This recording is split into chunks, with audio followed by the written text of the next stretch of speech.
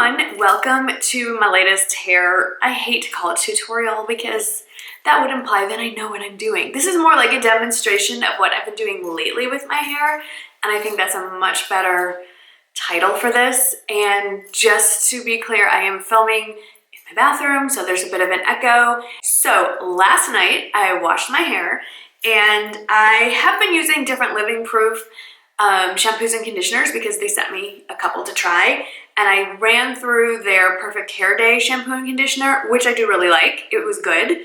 Would I run out and buy it again? Probably, but I do want to work my way through what I already have. So the other line they sent me was from their Restore line shampoo and conditioner. I don't dislike it, but I don't love it as much as the Perfect Hair Day. It's supposed to reverse dryness and damage for visibly healthy hair. This might work better for me maybe in the winter when my hair does get a bit drier, so we shall see. I might save that for later and try something new. But okay, so wash my hair, shampoo and condition like normal. That's what you're supposed to do. Then in the shower, you take this stuff. And my battery's about to run out. Hang on. So change my battery. So to recap, because I can't remember where the battery cut off. Shampoo and condition like normal, rinse everything out. Then you grab this guy. This is the Living Proof Perfect Hair Day in shower styler, and it's supposed to enhance texture and shine for air dried stylers, and it's recommended for straight to slightly wavy hair. I'm not sure why. And the idea behind it, and I'm just reading from the back here, is it's supposed to save time, start your style in the shower, create beautiful air-dried styles with enhanced shine, body softness, and natural texture. Doesn't weigh hair down, residue-free. So it says to give a generous amount from roots to tips, run it all through your hair, lightly rinse. I don't even know what that means. So like the first time I did this, I couldn't stop myself and I pretty much rinsed it all out. Second time I tried it, or maybe the third time I tried it, I didn't do it in the shower. A few of you recommended that I do it and just as like an after shower running through my hair. That seemed to work just as well. This time I did a crazy amount in my hair. There's still a good amount left. And just like kind of stood in the shower and went whoosh, and out. Is that a good demo? So I could still feel it in my hair, which to me, I was just like my whole being was like, no, rinse it out, you can't leave stuff in your hair. So, and then I just put it in my Aquis, you can't, right there, that thing, towel, just for a little bit. And then I'm sure this is against the rules or instructions, but I combed it out because otherwise my hair would be totally knotted up. So I combed it out with my wet brush. And then I took the towel and I scrunched a little bit. And then the only thing I've done differently here is I grabbed this guy, and I don't think it matters what you grab. It's the Redken Diamond Oil, any kind of defrizzing oil type stuff. And I just did a little pump, rubbed that on my hands, and just from here down, just along the ends, ran it under here, did a little here and here, and that was it. And I pretty much woke up this morning like this. These pieces were a little more curly, but when I was doing my makeup, I pulled my hair back. So this is what you have. So this is what I have, and I will say, is it a miracle product?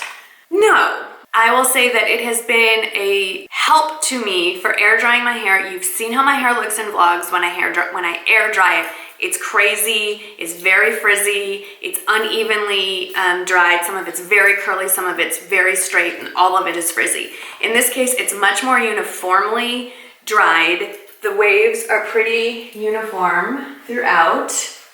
And as you can see, not frizzy, even in the parts where I didn't put any kind of oil.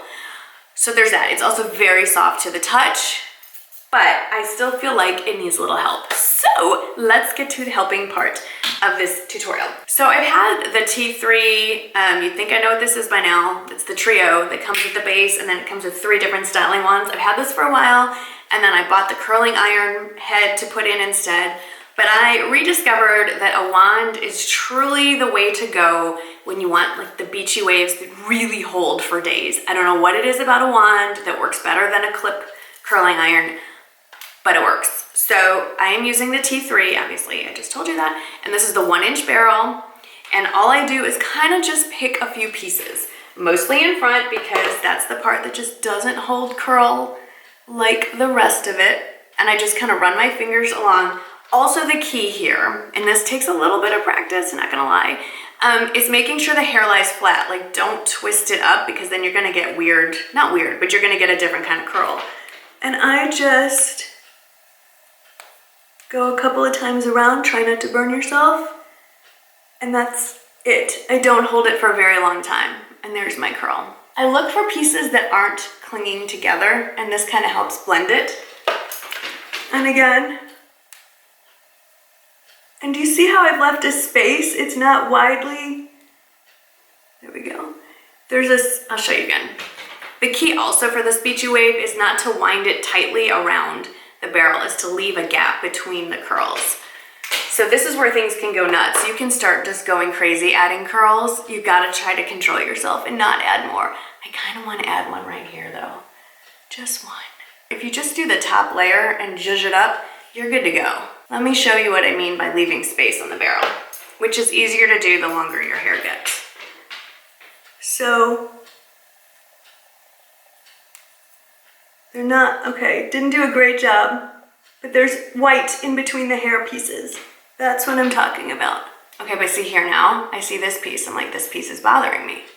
I basically just wand over the parts that are easily seen.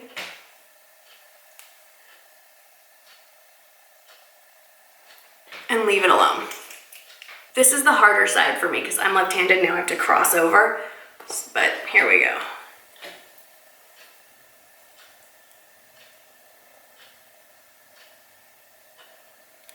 You've heard this in every curling video, and I have to say it too. Don't touch it. Once you've curled the piece, don't run your fingers through it, just leave it alone, let it do its thing, let it curl. Let it cool down.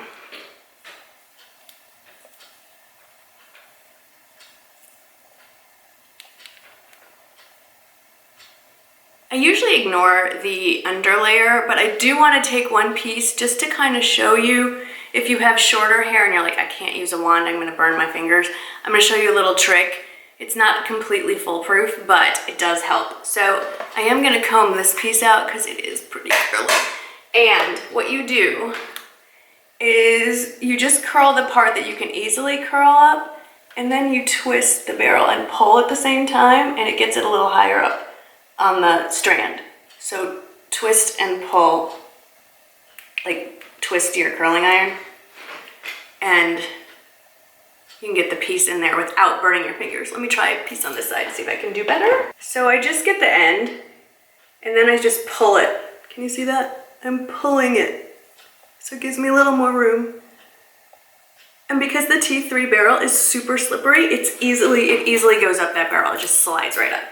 And that's it. Okay, now we're gonna wait for it to cool. I'll be right back.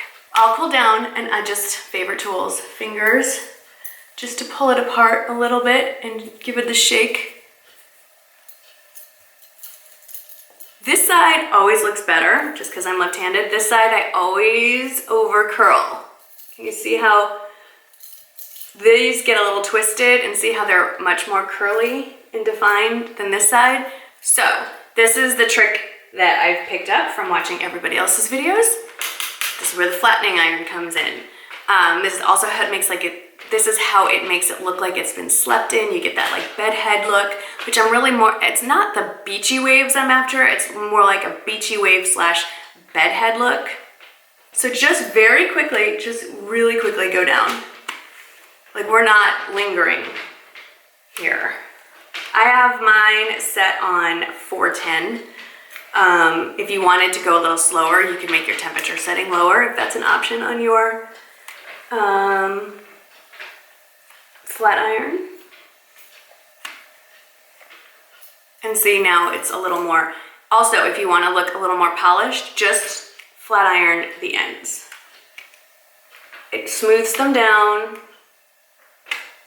Look at that. See, now I've got my PC beachy waves.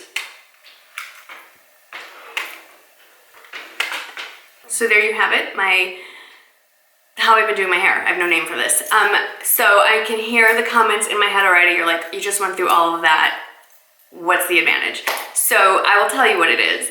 in real time, when I'm not talking to you, this look after I wake up takes me 5 minutes. I mean, literally just go around once around my head, just the top layer with the wand, real quickly. Also grab my flat iron.